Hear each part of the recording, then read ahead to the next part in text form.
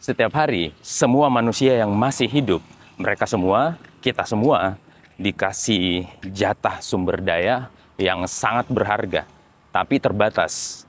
Waktu dan energi atau kesehatan. Nah, sumber daya ini, ada orang-orang yang memanfaatkannya dengan biasa aja, ada yang memanfaatkannya dengan sangat efektif. Orang-orang yang pertama, mereka memanfaatkan sumber daya ini dengan melakukan banyak hal yang tidak jelas, mungkin mengerjakan hal-hal kecil dari pagi, siang, bahkan sampai malam, dan tidak menghasilkan apa-apa kecuali mungkin sangat sedikit. Dan mirisnya, ini yang menyedihkan teman-teman, ketika mereka sebelum tidur, mereka tidak merasakan rugi sama sekali, karena biasanya mereka berpikir besok masih ada waktu lagi. Iya, kalau masih hidup. Nah, yang seperti ini yang biasa kita kenal dengan istilah sibuk.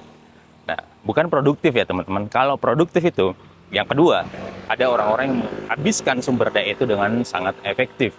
Mereka melakukan hal-hal yang mereka sudah tahu apa yang mereka mau lakukan dalam satu hari ini, misalnya dari pagi, siang, sampai malam. Bahkan mungkin tidak sampai malam. Nah, dan mereka tidak melakukan banyak hal, tapi hasilnya terlihat, meskipun mungkin tidak besar-besar banget pada hari itu. Tapi kalau kita pakai faktor kali di sini, kedua-duanya akan merasakan hasil yang besar. Yang satunya akan merasa rugi besar, yang satunya akan merasa untung yang sangat besar.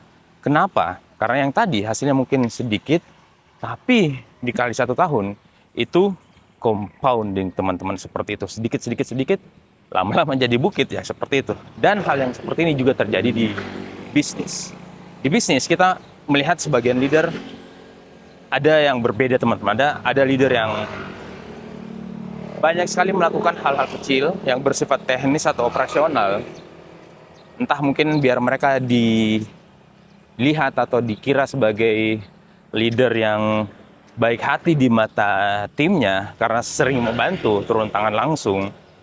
Ya, mungkin kelihatannya seperti itu. Cuman masalahnya, kalau leader-leader seperti itu melakukan hal yang seperti itu terus-menerus, itu akan sama-sama merugikan dirinya sendiri dan timnya. Akan downgrade bareng-bareng. Timnya tidak bertumbuh, dianya juga di posisi itu saja teman-teman. Bisnis tidak bertumbuh padahal semuanya sudah mengeluarkan biaya untuk gaji dan lain sebagainya.